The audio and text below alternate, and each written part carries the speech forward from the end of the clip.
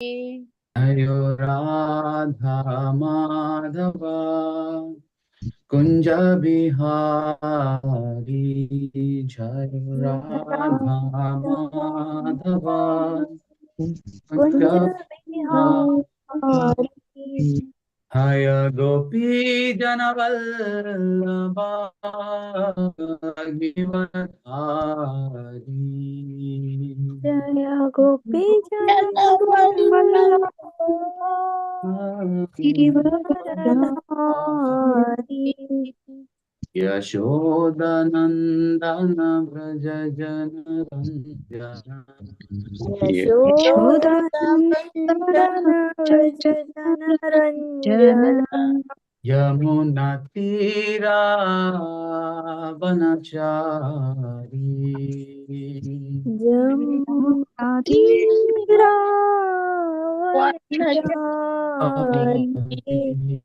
कृष्णा कृष्णा कृष्णा, हरे हरे हरे रामा हरे रामा, राम राम हरे हरे, हरे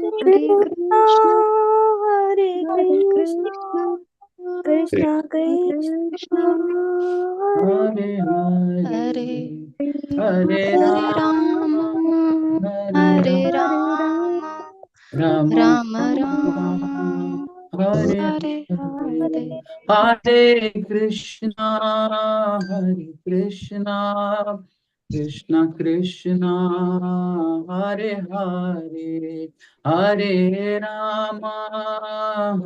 राम राम राम हरे हरे, हरे कृष्ण कृष्ण कृष्ण कृष्ण कृष्ण हरे हरे हरे हरे हरे राम राम हरे हरे राम, राम राम राम राम राम राम हरे हरे हरे, हरे जय प्रभुपदा जय प्रभुपदा, जय भक्ति वेदांत स्वामी प्रभुपदा, जय प्रभुपदा जय जय प्रभुपदा प्रभुपदा जय भक्ति जय वेदांत भक्ति स्वामी वेदांत वेदांत स्वामी प्रभुपदा प्रभुपादाय। जय गुरुदेवा जय गुरुदेवा, जय गुरुदेवा जय गुरुदेवा, जय जय गुरुदेवा जय जय गुरुदेवा गुरुदेवा जय जय गुरुदेवा गुरुदेवा जय जय गुरुदेवा। गुरुदेवा निताय गौर हरि बोल हरि बोल, हरि बोल निताय गौर हरि बोल, नित्य निताय गौर गौर हरि हरि बोल बोल हरि हरि हरि बोल बोल बोल हरि हरि हरि बोल बोल बोल निताय निताय गौर गौर हरि हरि बोल। बोल। जय ओम विष्णुपाद परमहंस परिव्राजकाचार्य श्रील श्रीमद् अभय चरणारविंद भक्ति वेदांत स्वामी श्रील प्रभुपाद की जय। जय जय ओम विष्णुपाद परमहंस परिव्राजकाचार्य श्रीमद् भक्ति सिद्धांत सरस्वती गोस्वामी श्रील प्रभुपाद की जय। जय अनंत कोटि वैष्णव वृंद की जय। जय नमाचार्य श्रील हरिदास ठाकुर की जय। प्रेम जय से कहो श्री कृष्ण चैतन्य प्रभु नित्यानंद श्री अद्वैत गदाधर श्रीवासादि गौर भक्त वृंद की जय। जय श्री श्री राधा कृष्ण गोप गोपीनाथ श्याम कुंड राधा कुंड गिरी गोवर्धन की जय। श्री जय मायापुर नवतीर्थ धाम की जय। श्री जय वृंदावन धाम की जय। श्री जय मथुरा की जय। श्री जगन्नाथपुरी धाम की जय। जय गंगामयी की जय, यमुनामयी की जय, भक्ति देवी की जय, वृंद देवी तुलसी महारानी की जय, समवेत गौर भक्त वृंद की जय। निताय गौर सितनाथ प्रेमानंदी हरि हरि बोल। All glories to the Assembled Devotees Hare Krishna, all glories to the Assembled Devotees Hare Krishna, all glories to the Assembled Devotees Hare Krishna, all glories, all glories, Shri Shri Guru and Gauranga, all glories, Srila Prabhupada ki jai. Om Namo Bhagavate Vasudevaya. ओम नमो भगवते भगवते वासुदेवाय। वासुदेवाय Om Namo Bhagavate Vasudevaya. ओम ॐ नमो नमो भगवते भगवते वासुदेवाय। वासुदेवाय Om Namo Bhagavate Vasudevaya. नमो ॐ भगवते भगवते वासुदेवाय नारायणं नमस्कृत्य नारायणं नारायणं नमस्कृत्य नमस्कृत्य नरं चैव नरोत्तमं नरं नरं चैव चैव नरोत्तमं नरोत्तमं देवीं सरस्वतीं व्यासं देवीं देवीं सरस्वतीं सरस्वतीं व्यासं व्यासं ततो जयमुदीरयेत् ततो ततो जयमुदीरये जयमुदीरये नष्टप्रायेषु अभद्रेषु नष्टप्रायेषु नष्टप्रायेषु अभद्रेषु अभद्रेषु नित्यं भागवतसेवयाम् नित्यं नित्यं भागवतसेवया भागवतसेवया भगवती उत्तमश्लोके भगवती भगवति उत्तमश्लोके उत्तमश्लोके भक्तिर्भवतिर्नैष्टिकी भक्तिर्भवति भवति नैष्टिकी नैष्टिकी Hari Om Tat Sat. Today we are reading from Srimad Bhagavatam, Canto 1, The Creation, Chapter 7, The Son of Drona Punished, Text. This is again quite a big purport. So with your permission, I would like to skip the repeating part of the shlokas by the devotees and I'll just read through the words. Hope this is okay. Srimad Bhagavatam 1.7.10. Sucha Aramascha पूर्वन्त्यहैतु किं भक्तिम् इत्थं भूतगुणो हरिः सूत उवाच आत्मा रामश्च मुनयो निर्ग्रन्था अप्युरुक्रमे पूर्वन्त्यहैतु किं भक्तिम् इत्थं भूतगुणो हरिः सूत उवाच आत्मा रामश्च मुनयो निर्ग्रन्था अप्युरुक्रमे कुर्वन्त्यहैतु किं भक्तिम् इत्थं भूतगुणो हरिः. Word to word. Suta Uvacha, Suta Goswami said, Atma Rama, those who take pleasure in the Atma, generally spirit self. Cha, also, Munayaha, sages, Nirgrantaha, freed from all bondage. Api, in spite of, Urukrame, unto the great adventurer. Kurvanti, do, Ahaitukim, unalloyed, Bhaktim, devotional service. Itham Bhuta, such wonderful, Guna, qualities. Harihi, of the Lord. Translation and purport by His Divine Grace A.C. Bhaktivedanta Swami Srila Prabhupada. Suta Goswami said, all different varieties of who take pleasure in Atma or spirit self, especially established on the path of self-realization, from all kinds of bondage, desire to render unalloyed devotional service unto the personality of God. This means that the Lord possesses transcendental qualities and therefore can attract everyone, including the liberated souls. Purport. Lord Sri Chaitanya Mahaprabhu explained this Atma Rama Shloka very vividly before his chief devotee, Srila Sanatana Goswami.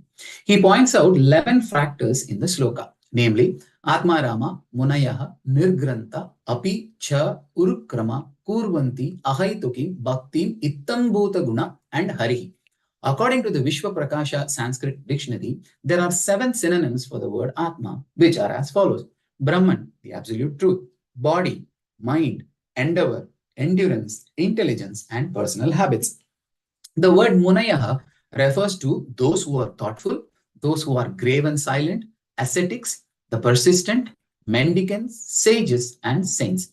The word Nirgrantha conveys these ideas. One who is liberated from nescience, one who has no connection with scriptural injunction, that is, who is freed from the obligation of the rules and regulations mentioned in the revealed scriptures like ethics, Vedas, philosophy, psychology, and metaphysics. In other words, the fools, illiterate urchins, etc., who have no connection with regulative principles. Number 3, a capitalist, and also one who is penniless. According to Shabda Kosha dictionary, the affix ni is used in the sense of certainty, counting, building, and forbiddance, and the word grantha is used in the sense of wealth, theses, vocabulary, etc. The word urukrama means the one whose activities are glorious. Krama means step.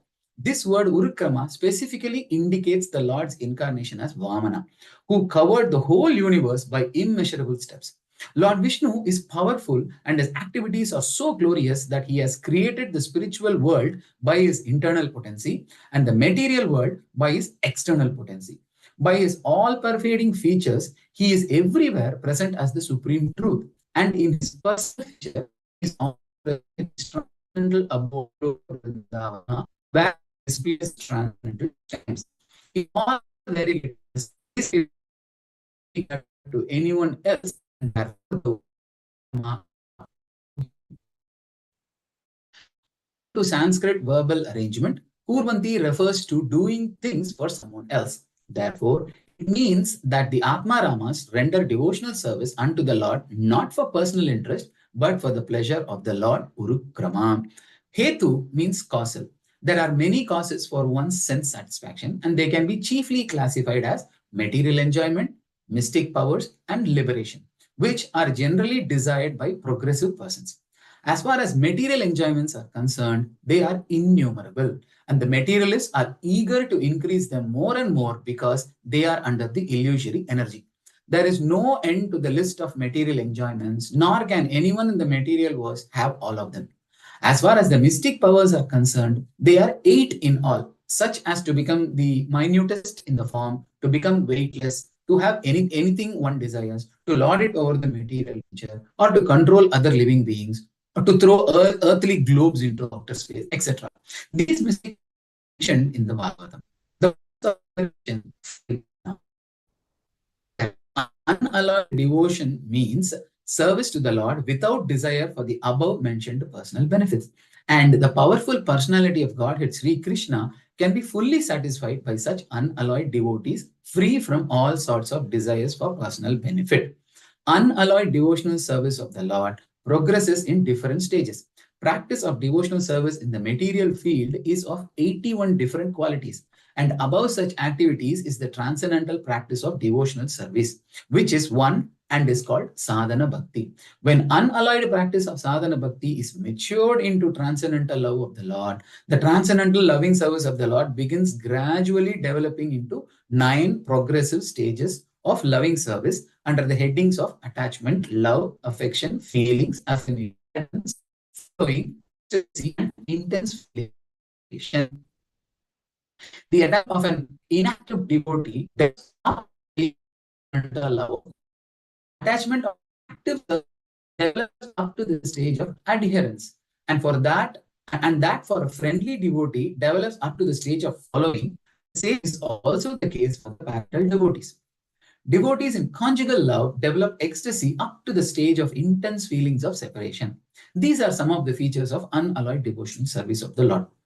According to Hari Bhakti Sudodaya, the import of the word Itham Bhuta is complete bliss. The transcendental bliss in the realization of impersonal Brahman becomes comparable to the scanty water contained in the pit made by a cow's hoof. It is nothing compared with the ocean of bliss of the vision of the personality of Godhead. The personal form of Lord Sri Krishna is so attractive that it comprehends all attraction and bliss and all tastes, rasas. These attractions are so strong that no one wants to exchange them for material enjoyment, mystic powers, and liberation. There is no need of logic in statement, but out of one's own nature, one becomes attracted to the quality of Lord Sri Krishna. We must know for certain that the qualities of the Lord have nothing to do with mundane qualities. All of them are full of bliss, knowledge, and eternity. There are innumerable qualities of the Lord, and one is attracted by one quality while another is attracted by another. Great sages, such as the 4 bachelor devotees, Sanaka, Sanatana, Sanandana, and Sanat Kumara, were attracted by the fragrance of the flowers and tulsi leaves anointed with the pulp of sandalwood offered at the lotus feet of the Lord. Similarly, Shukadeva Goswami was attracted by the transcendental pastimes of the Lord. Shukadeva Goswami was already situated in the liberated stage, yet he was attracted by the pastimes of the Lord. This proves the quality of his pastimes has nothing to do with material affinity. Similarly, young cowherd damsels were attracted by the bodily features of the Lord, and Rukmini was attracted by hearing about the glories of the Lord.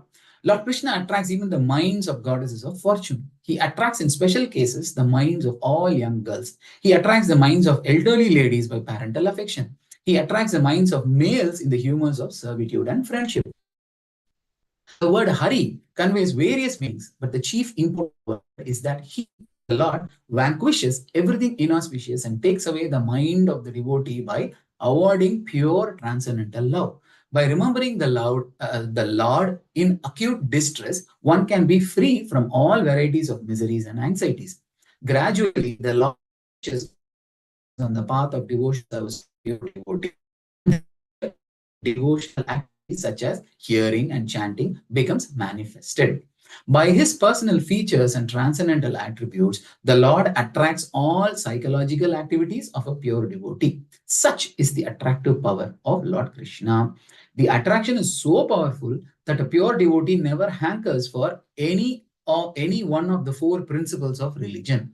These are the features of the transcendental attributes of the Lord, and adding to this the words and cha, one can increase the imports unlimitedly.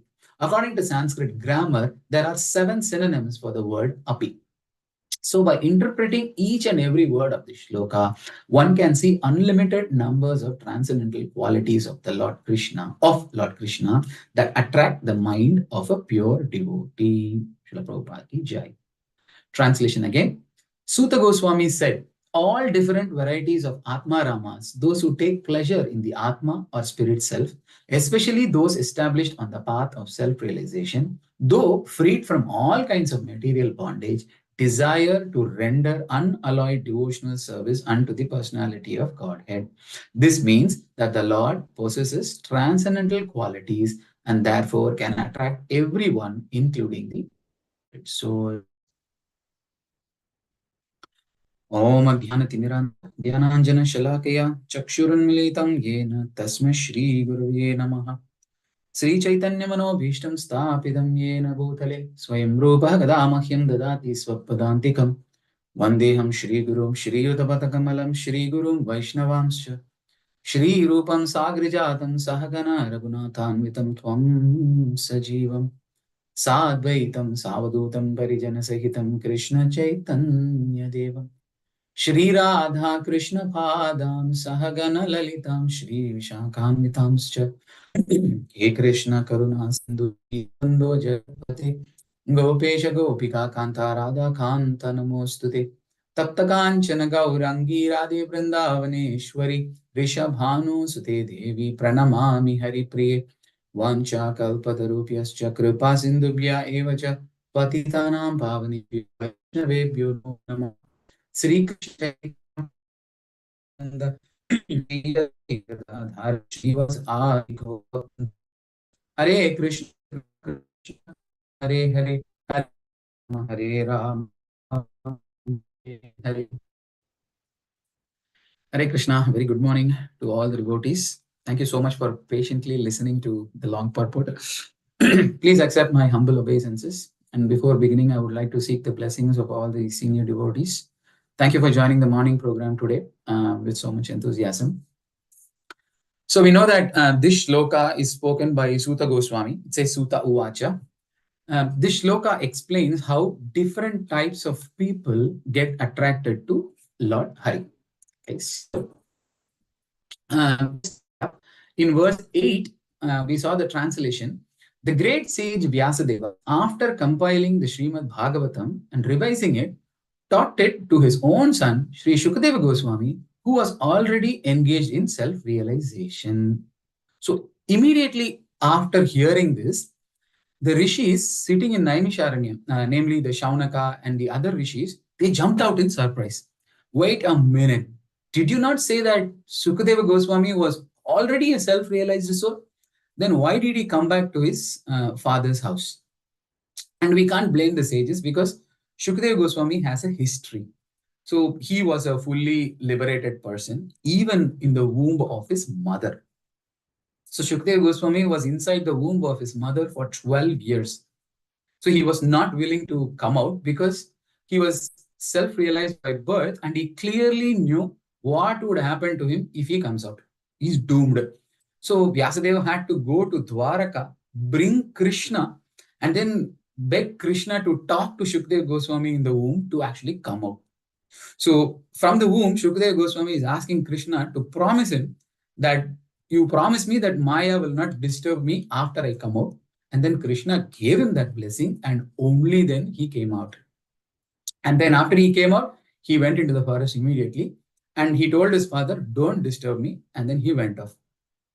We already saw in Srimad Bhagavatam 144 that explains the qualities of Shukadeva Goswami. So it says he is a great devotee, and then he is Samadrik, he is equipoised. He was already Pandit Samadarshina.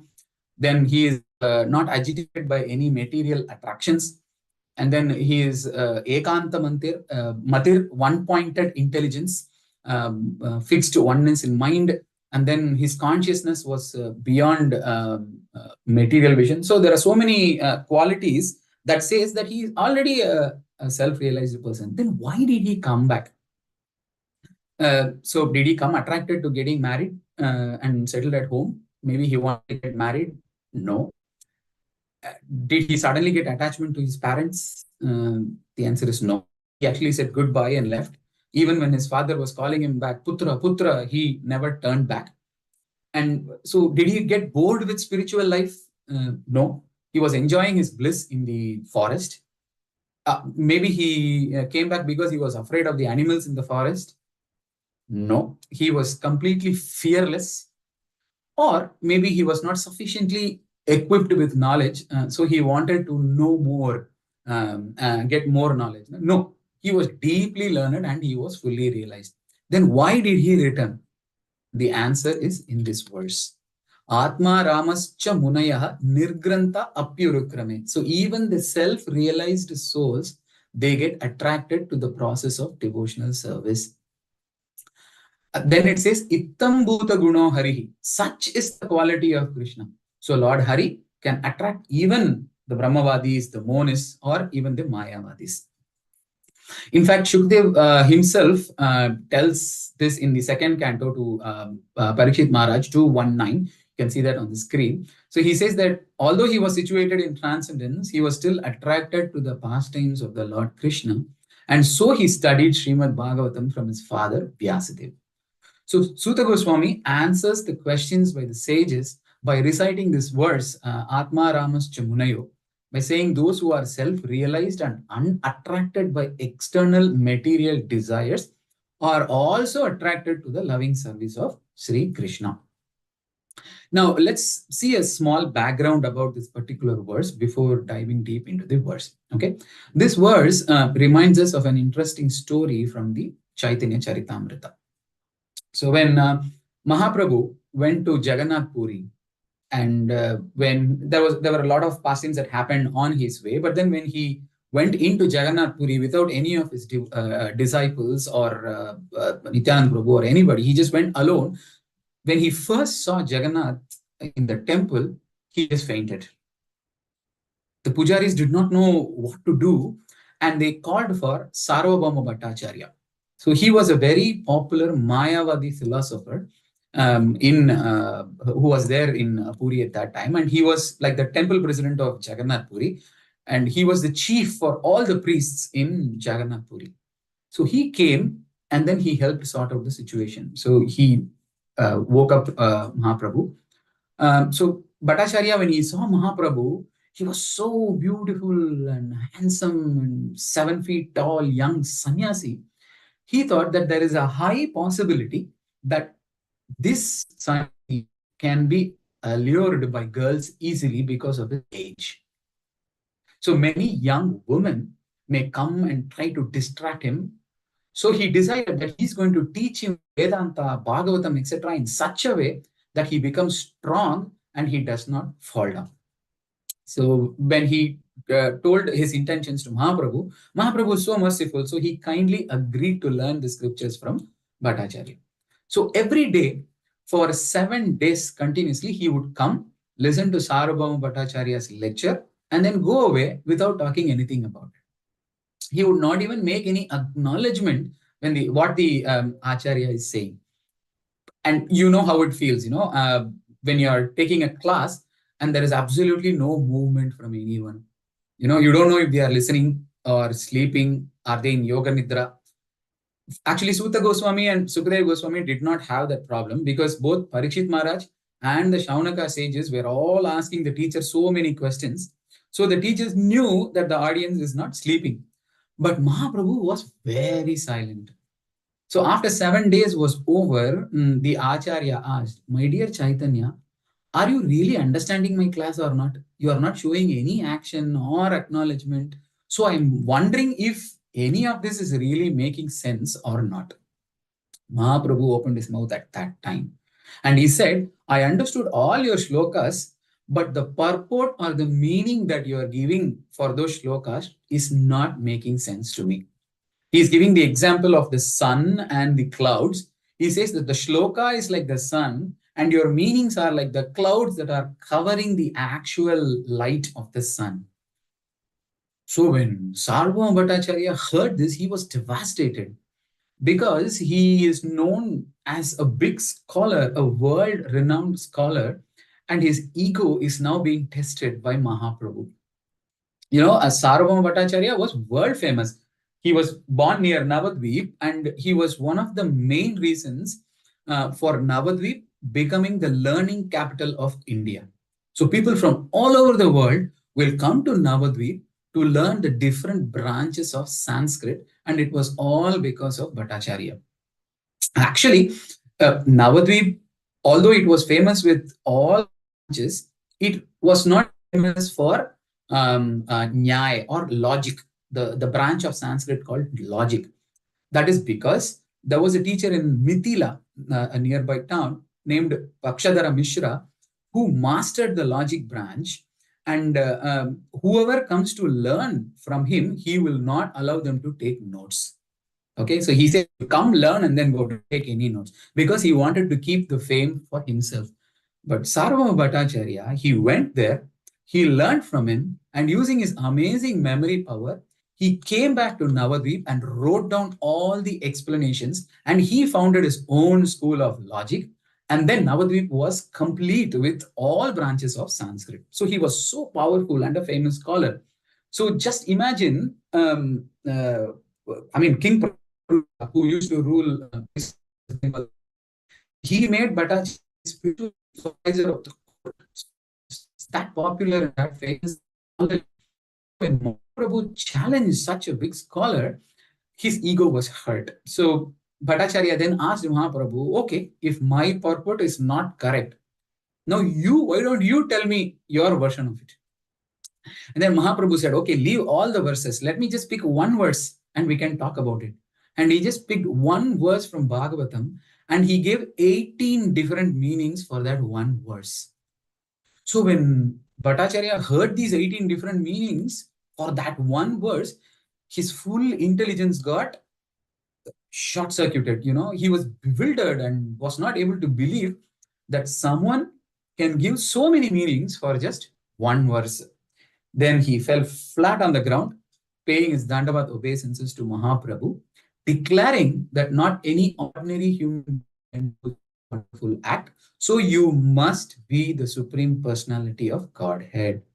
And Mahaprabhu also proved it to him by showing his Shadabhuja form, by six-handed form to Bhattacharya. 2 hands of Krishna, 2 hands of Rama, and 2 hands of Chaitanya Mahaprabhu. And that one verse that Mahaprabhu gave 18 meanings is this Atma Rama verse that we are reading today. Now, this incident became very famous.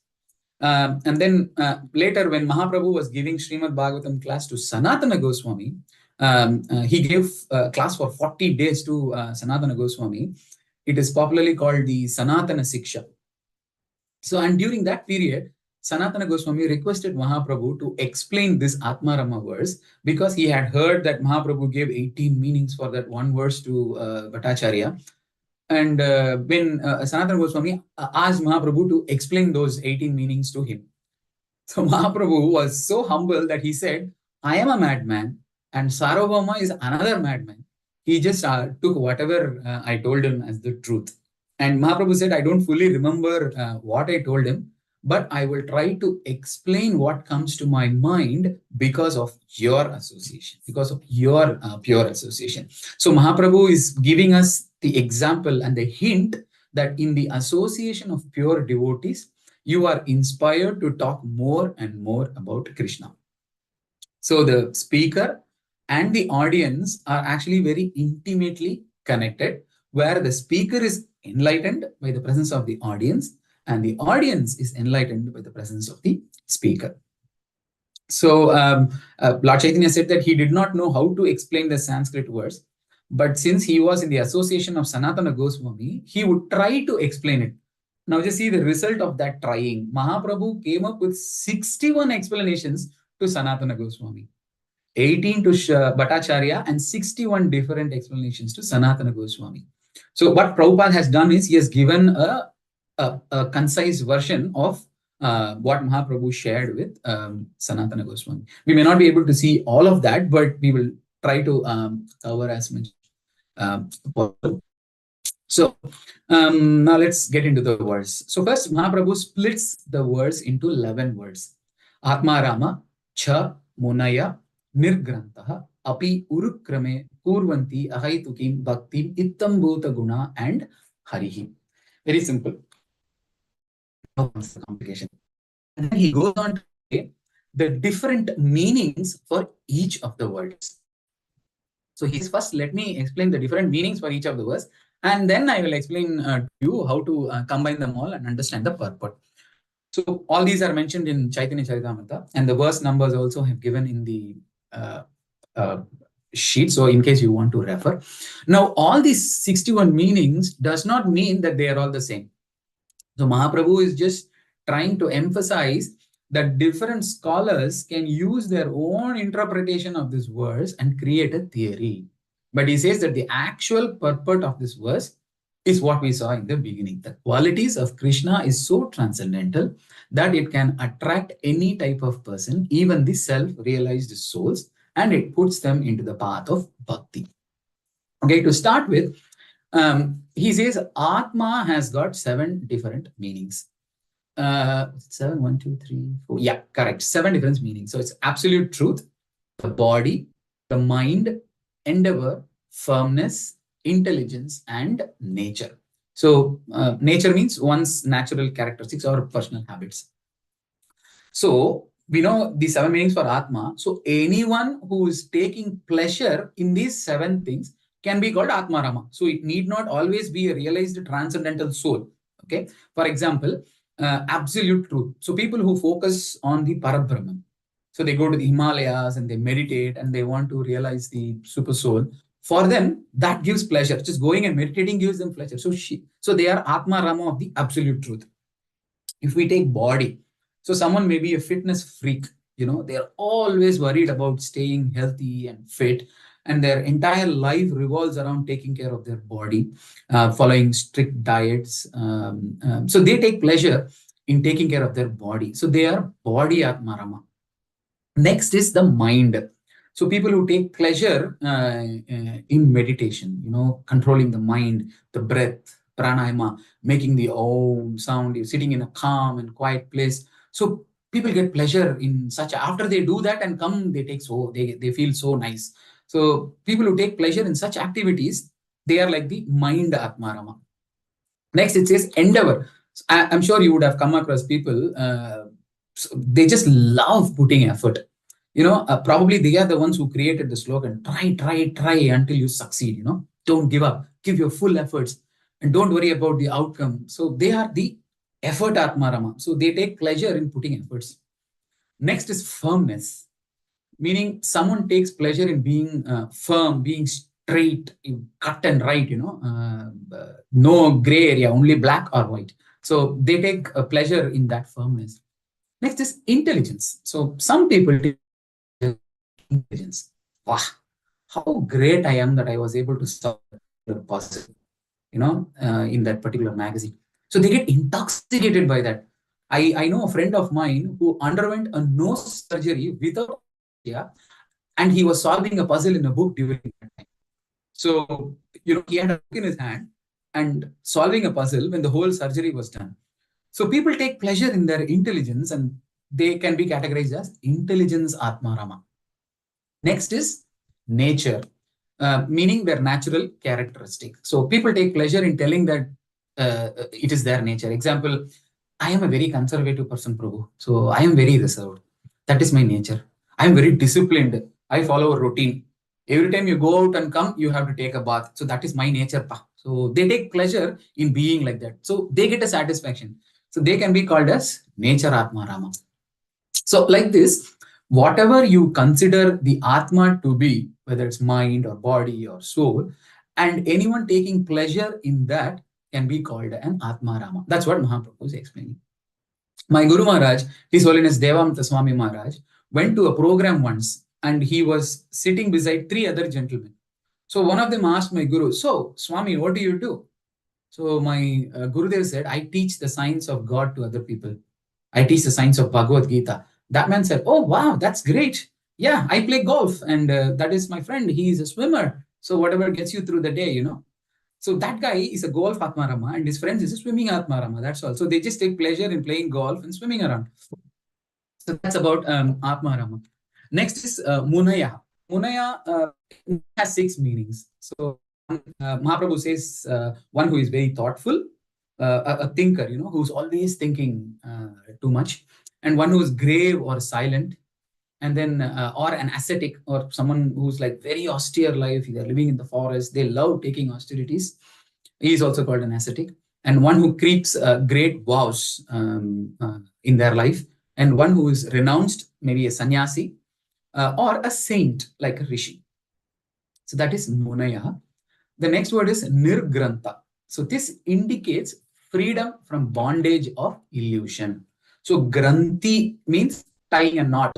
You've heard the shlokas like Vidyate Hridaya Granthi. So Granthi means tying a knot. So the bondage in the heart. So Nirgrantha means freedom from such bondage. Mahaprabhu says Nirgrantha also means one who has no connection with spiritual injunctions. So Grantha means revealed scripture. We say Grantara Srimad Bhagavatam Ki Jai. And Nir is an affix which is used to mean no connection.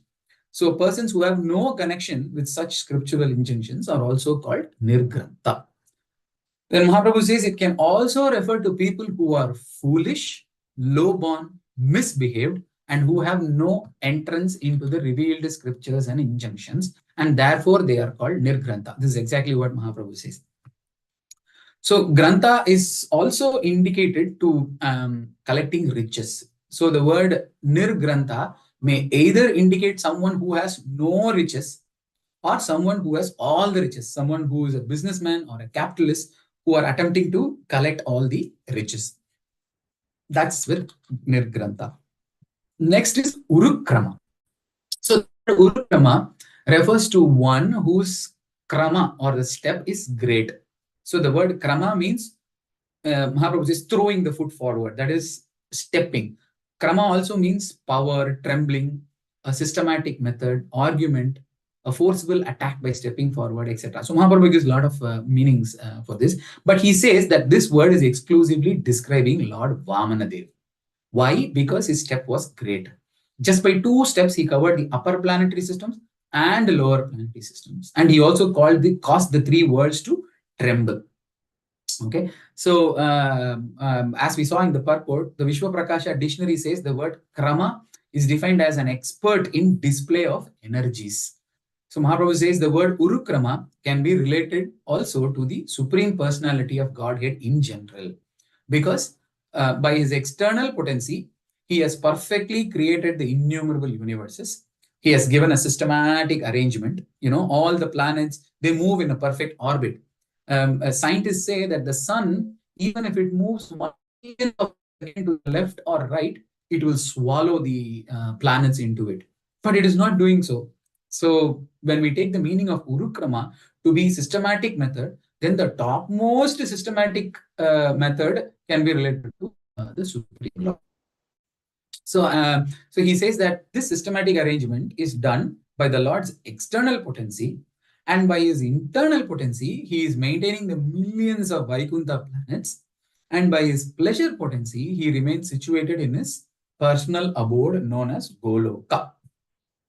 So this verse also defeats the Mayavadi philosophy that God is not a person. For example, in the Kirtan Mellows program that we have every Saturday, we have the mic, we have the speaker, we have the wires, we have the lights, we have the tables. They don't automatically arrange themselves. We have devotees like Vishwanath Prabhu who's connecting them all together so that we can enjoy the Kirtan.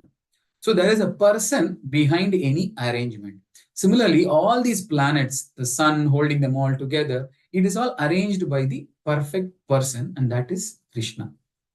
So Krishna says in the Bhagavad Gita, Matta Parataram Nanyat Kinchidasti Dhananjaya Mai Sarvam Idam Protam Sutre Mani Ganaiva. So just like how you take a pearl necklace, if you see the pearl necklace, it may look like all the pearls are sticking together, but the actual thing that is holding all the pearls is the string that is going through them, which cannot be seen. So similarly, the Lord is spread horizontally as well as vertically, holding all the planets. We can see this in Srimad Bhagavatam 6.3.2, where Yamaraj is actually telling this. When the Yamadutas, they were sent away by the Vishnu Duta. Actually, we can cover entire Bhagavatam with just this one verse. All the incidents can be related to this. So when the Yamadutas were sent away by Vishnu Dutas, stating that you cannot take Ajamil because he uttered the names of Narayana. We all know that story. So they came very angrily to Yamaraj and criticized him. Dear Lord, we thought you are the supreme person. But someone just came and just drove us away, stating that they are the servants of the Supreme. For that, Yamaraj said, hey, don't shout. Vishnu might hear it. You please come inside. So first he took them inside a room and then he explained to them. He said, my dear servants, you have accepted me as the Supreme, but factually, I am not. Above me and above all other demigods, including Indra and Chandra, is the one supreme master and controller. The partial manifestations of his personality are Brahma, Vishnu, and Shiva, who are in charge of the creation, maintenance, and annihilation of this universe. Now, this is important. He is like the two threads that form the length and breadth of a woven cloth. The entire world is controlled by him, just as a bull is controlled by a rope in its nose. So, otam, protam, that's the word he uses, horizontally as well as vertically. So, next word is kurvanti. This is a verb. It refers to performed and it means to do. So, Mahaprabhu explains that if this word was kurvate, then it means doing it for our own satisfaction. But because it is kurvanti, then it means that we are doing it for others' satisfaction. And here it is specifically attached to kurvanti ahaitukim bhakti, meaning to do for the satisfaction of the Lord. And the next word is ahaitukim. So here Mahaprabhu explains the word hetu. So hetu means, we saw in the purport, it says it is causal. So something that is done with a motive. So there can be three motives for any action. Bhukti, Siddhi or Mukti. Prabhupada says this. Bhukti means personal sense gratification. Siddhi means mystic skills like Anima, Mahima, Lagima, etc. And Mukti means to attain liberation. So Bhukti has got, there is no count for Bhukti. We can't say that there are 10 Bhuktis or 18 Bhuktis. Bhukti has unlimited variety. For personal sense gratification, it is unlimited. Siddhi has 18 varieties. It says 8 Siddhis, plus there are another 10 also. So we have heard about it becoming smaller than the smallest, bigger than the biggest, lighter than the lightest. So there are Siddhis where you can stop somebody from moving by stamping on their shadow. And you can walk over water. So there are, like that, there are 18 varieties of mystic powers. And the Mukti, we know there are 5 varieties of Mukti, which is Sayujya, Sarupya, Samipya, Salokya, and Sarshti. That is merging into the body of the Lord, or having the same form of the Lord, or staying in the same planet of the Lord, etc. So this is 5 varieties of Mukti. The point is, when we say Ahaitukim Bhakti, it means no hetu, ahetu. That is doing bhakti without any of these 3 motives. So Mahaprabhu says when someone is free from these contaminations, he can attract the Lord very easily. So if you do ahaitukim bhakti, you can attract the Lord easily. Now, another important thing that the purport says is the Shastras are comparing the perfection process. You can attain perfection process by these material ways, or you can attain perfection process by devotional service. So it is giving a comparison and saying that if you try to attain perfection process by these material ways or through this mystic process, they are compared to the nipples on the neck of a goat. So you have seen 2 nipples hanging down the neck of the goat, right? So when you try to milk from it, you don't get any milk. So similarly, if you become perfect by any mystic process, you will fail. And only by devotional service, one can attain perfection. That's what Mahaprabhu is trying to say. And immediately after Ahai Tukim, it is Bhakti. So Mahaprabhu says Bhakti has 10 meanings. He goes a little deeper. He says one is Sadhana Bhakti, and the other is 9 varieties of Prema Bhakti. So he says Sadhana Bhakti and 9 varieties of Prema Bhakti. I mean, we may not go deep into it. Just to give you an idea, it is Rati, Prema, Sneha, Mana, Pranaya, Raga, Raga, Bhava, and Mahabhava.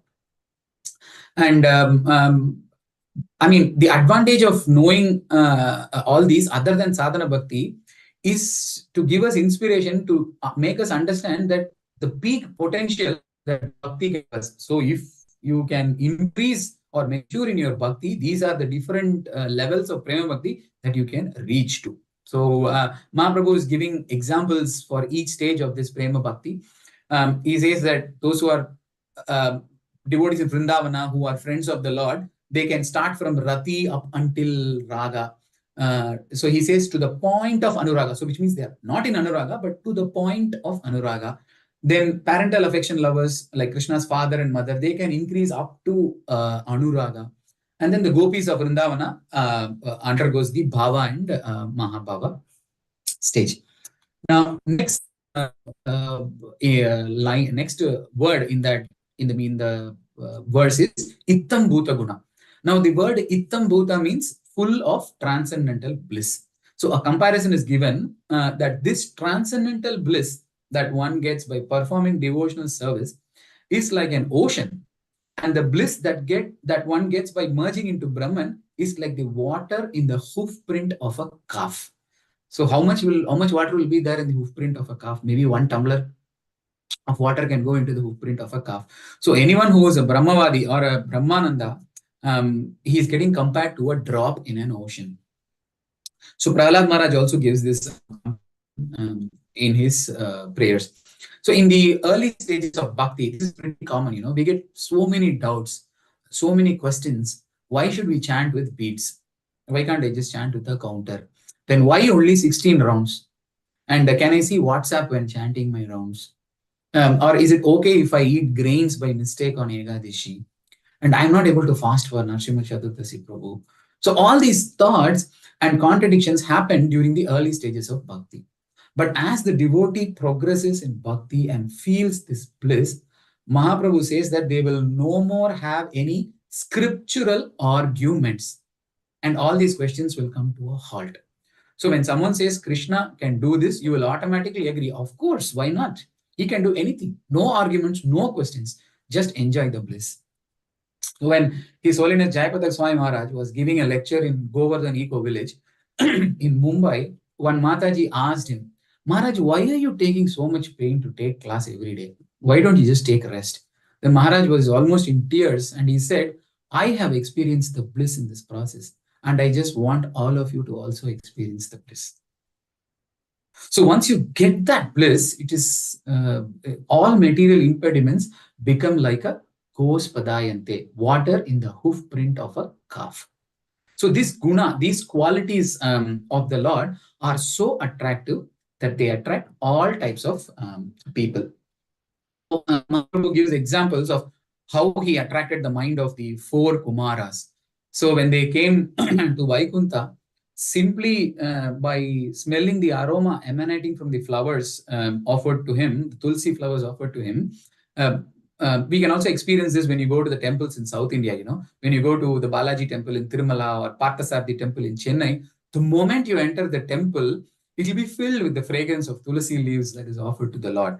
So the 4 Kumaras who are always meditating on the letter Om, and they were always thinking that, the Lord is actually the Brahman. When they smelt the tulsi leaves, they got attracted to the Lord's form. They were also Atma Rama, but still they got attracted to the Lord.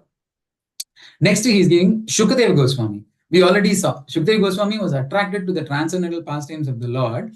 He was also Atma Rama. But when he was in the forest, Vyasadeva intelligently sent his disciples to sing the Bhagavatam shloka to Shukadeva Goswami. So when he heard the gopis glorifications of Krishna, where they explain Barha Bidam, Natavara Babuhu, Karanayo, Karanikaram. So he got attracted. Oh, Lord has got such a good form. He is decorated with all these ornaments. Let me go and hear more about him. Then Sarvabhauma Bhattacharya.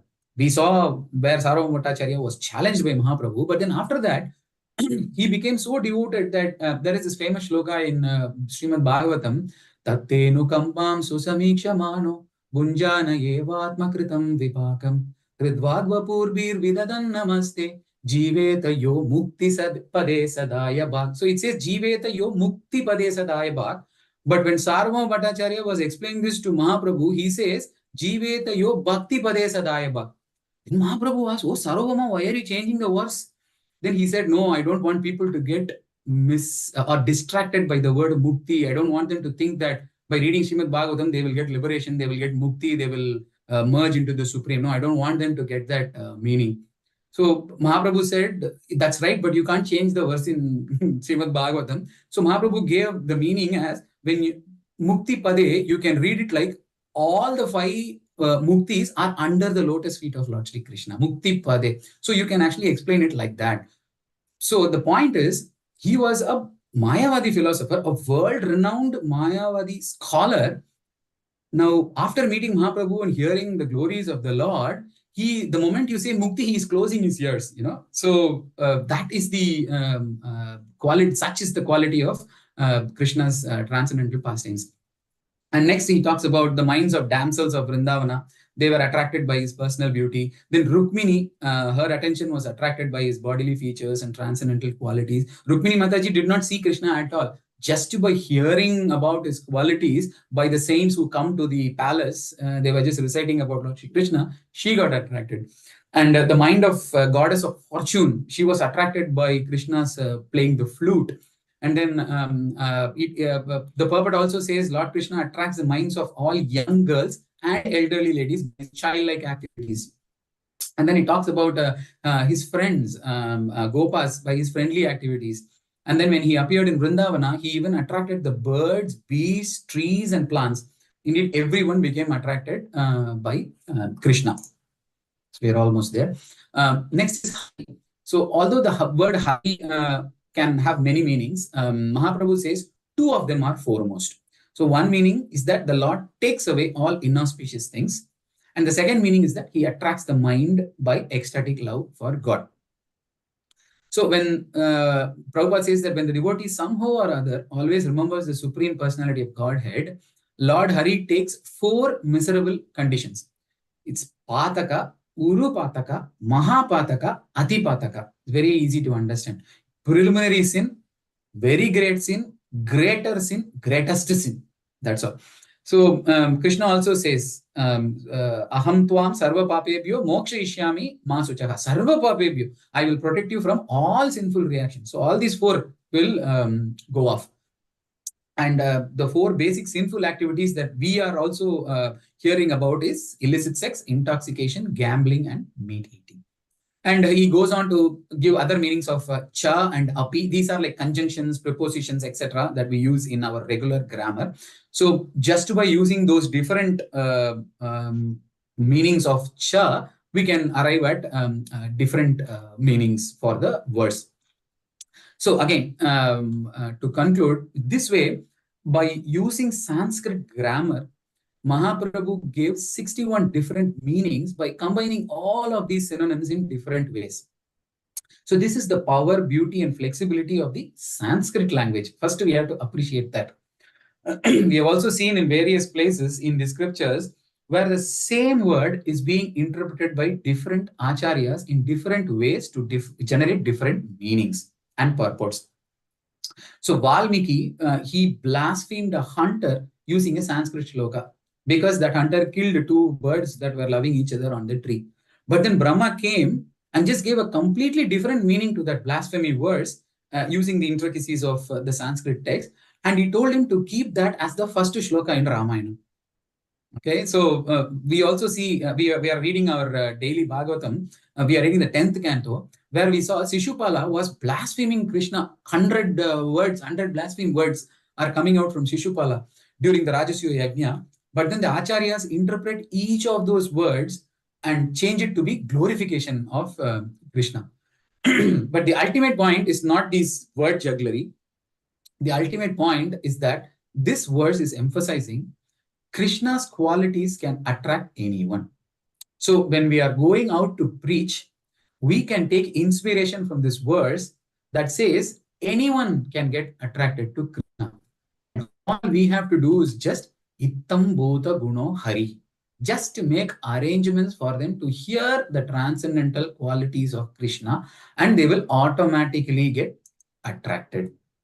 So in a material sense also, how will you get attracted to someone? Only if you know them.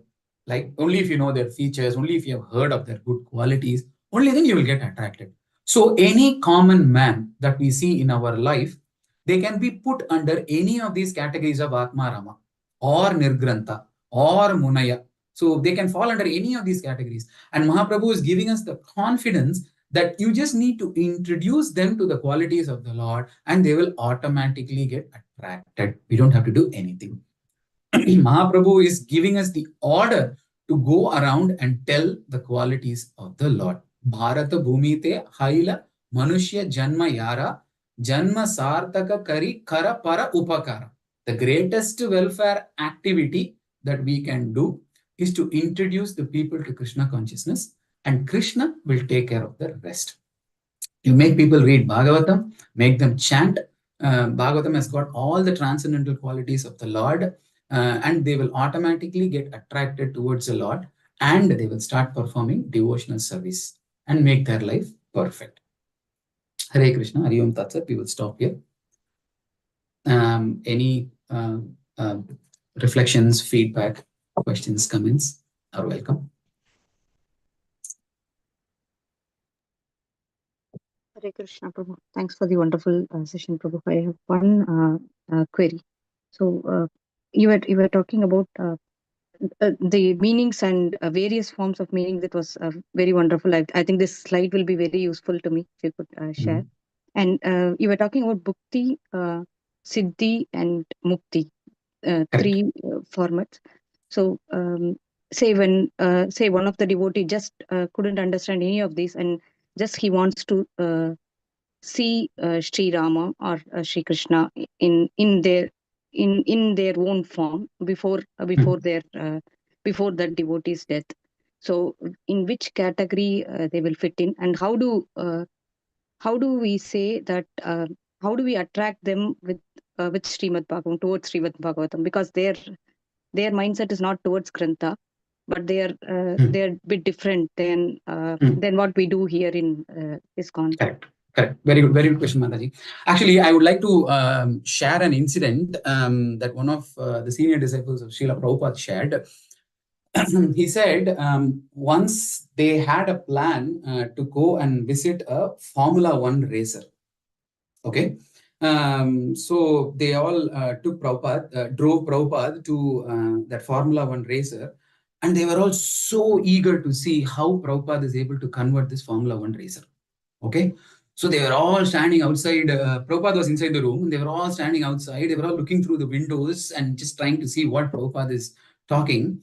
The discussion went for 1 hour, and for 45 minutes, Prabhupada was talking only about cars. Okay, he was talking only about cars.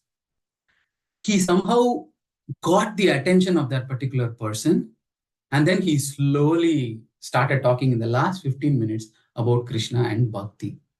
So the moment it is definitely a skill that we have to develop, a communication skill, how to build that rapport with the people. So understand what is it that they are interested in. So Radhanath Swami Maharaj went and spoke in a hall that was filled with bankers, okay, from HSBC. And the first thing that he said was, I'm not talking in front of bankers. I don't even have a bank account. So the moment he said that, they were able to connect with him. Oh, yes, he understands our language. He's able to talk our language. So we have to develop that skill. And somehow, if they are a Rama Bhakta, then yes, Rama is also not different from Krishna only. But so just always keep talking about Rama and all the qualities of Rama, and somehow try to link that with Lord Sri Krishna. So we have to develop that skill. By reading more and more, we will know how to actually tackle those areas.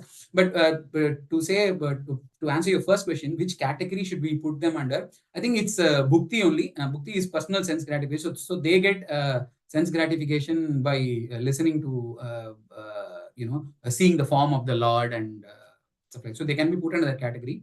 But to bring them into bhakti, yeah, we have to learn that skill to first see what is it that is actually what they are interested in, and then engage them in that particular activity. Worst case, Mataji, if we are not able to do anything, serve them prasadam. That's what Prabhupada says.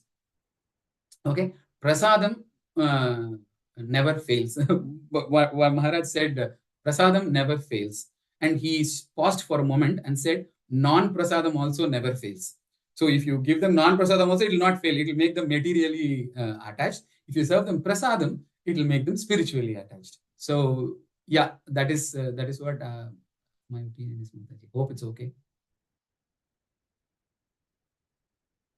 Sorry, Mataji, I didn't hear you. Wonderful, Prabhu. Hare Krishna. Thank you. Thank you.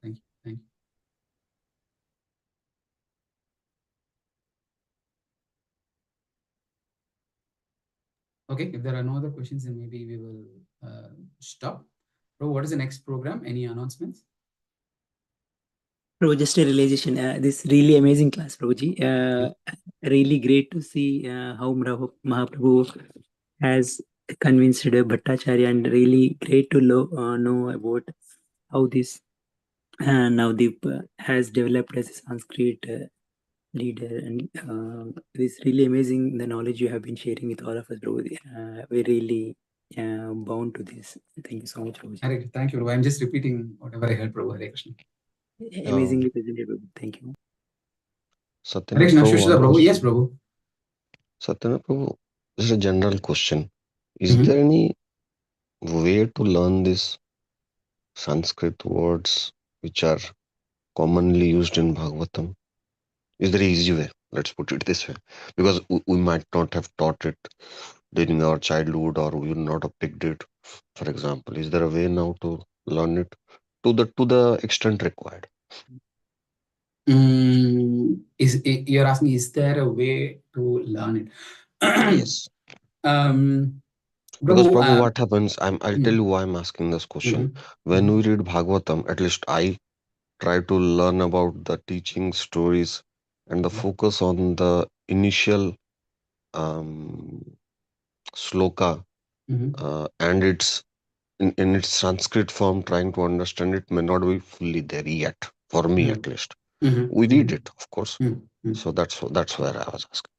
I mean, we can go for classes, Prabhu. I mean, there are classes that are being conducted for Sanskrit. I think in Bhaktivedanta Institute also, there are classes that you can join to understand Sanskrit. But my suggestion would be, just with that understanding, let's not try to understand Srimad Bhagavatam on our own or Bhagavad Gita on our own. Best is to go by the purports and the translations given by Prabhupada. So I have heard His Grace Vaisheshika Prabhu, when he is doing book distribution, one of the tactics that he uses is, he says, by reading Bhagavad Gita, your Sanskrit knowledge will increase. Just by reading Bhagavad Gita, your Sanskrit knowledge will increase, because most of the commonly used words in all the commonly used words in all these Sanskrit texts are covered in Bhagavad Gita and Srimad Bhagavatam. So, if we are able to, read Bhagavad Gita and Srimad Bhagavatam, it is very easy for us to get a grasp of the Sanskrit language, Prabhu. I have also experienced that. I was not able to say even one word properly before, but more and more reading of the words and trying to memorize the words based on the understanding of the meaning, etc. I was able to grasp the context of a particular verse. But it's actually dangerous to actually do that, understanding the context of a Sanskrit verse by just knowing the meaning of it. I'll give you an example. There is a famous verse, Prabhu, that goes like this. It says, Keshavam patitam drishtva Pandava harsha nirbara rudanti kaurava sarve ha ha Keshava. So if I knew Sanskrit, just Sanskrit, I would say that Keshavam patitam drishtva. So Keshava means Lord Krishna, patitam means falling down, Keshavam patitam drishtva means seeing. So Keshavam patitam drishtva Pandava harsha nirbara. Pandava means the Pandavas, harsha nirbara means laughing. So by seeing Lord Krishna fall down, the Pandavas laughed. And the next verse says, Rudanti Kauravam Sarve. Rudanti means crying. And Kaurava Sarve means Kauravas. All the Kauravas were crying. And what did they say? Ha ha Keshava, ha ha Keshava. Oh, Keshava, you fell down. So it says the Pandavas laughed by seeing Keshava fall down, but the Kauravas cried by seeing Krishna fall down. So if I did not know Mahabharata, I would think that is true. You know, maybe Kaurava were friends of Krishna and Pandava was enemy of Krishna. But the actual purport of that particular Sanskrit verse is Keshava means Ke-shava. Shava means dead body. Okay. Keshavam patitam drishtva. So a dead body fell into the water. Patitam drishtva. Pandava harsha nirbara. Pandava means fish. So by seeing the dead body fall in the water, the fishes were all very happy. Why? Because it is going to get some food. Rudanti Kaurava survey. Kaurava means crow and the other fox-like animals. Rudanti, they started crying and saying, aha, Keshava, oh, the dead body fell into the water. They can't eat it now. So you see, just by knowing Sanskrit, I could have interpreted it in a different way, but the actual purport is different. So to understand the context of a particular verse or the meaning of a verse, it's best to go with acharyas. But in the interest of learning Sanskrit so that you can pronounce it well, you can make justification for the verse that you're reading, I would suggest attend Sanskrit classes. Fantastic. Thank you, bro. Very good example. Okay, Hare Krishna. Thank you, bro. Hare Krishna, Prabhu. I have one question. Sure, Prabhu.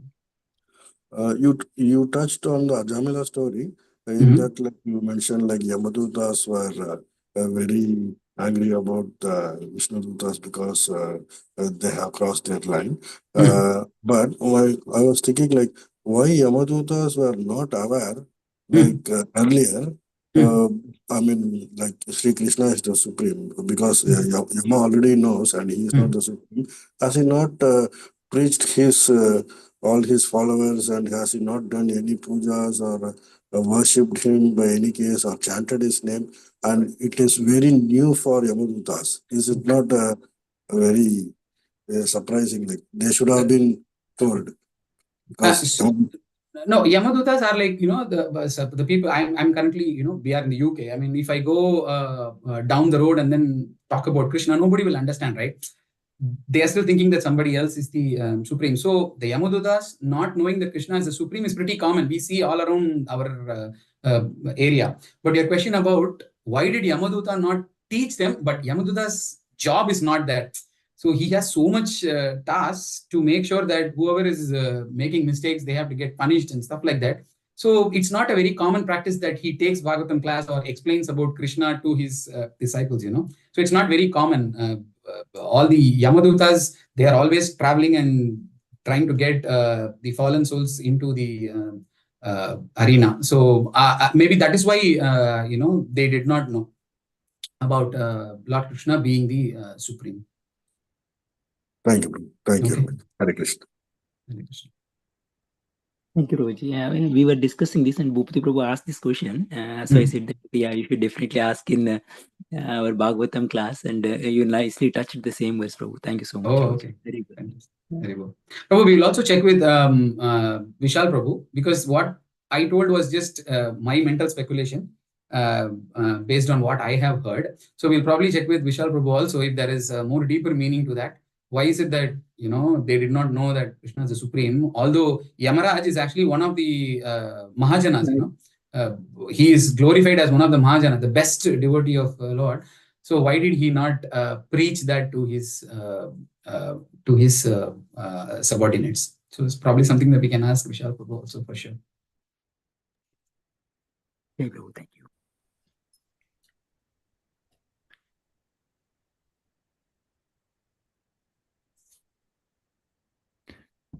Okay, all right, then maybe we will close for now. Any announcements, Prabhu? Gajapati Prabhu or who is leading this? I think Damodar, we are doing at 7 p.m. every day evening. If anyone would like to do, come join online, we can have that one. Sure, bro. You are actually sending the link in BTM, right? Yes. Okay. Thank you for the nice class, bro. Okay, Hare Krishna. So we will close for today. We'll with the closing prayers. Vancha kalpatarupyascha kripa sindhubhya eva cha patitanam pavanebhyo vaishnavebhyo namo namaha. Grantra Srimad Bhagavatam ki jai, Srila Prabhupada ki jai, Srila Gurudev ki jai, Nitai Gaur Sitanath Premanandi Hari Hari Bo. Hare Krishna. Thank you all. Hare Krishna, if anybody is not engaged in any of the services in Damodar month, please approach one of your area leader in your place. There is a lot of services, and you will get benefited, and many will get benefited through this. Thank you so much. Hare Krishna. Hare Krishna. Thank you all. Hare Krishna.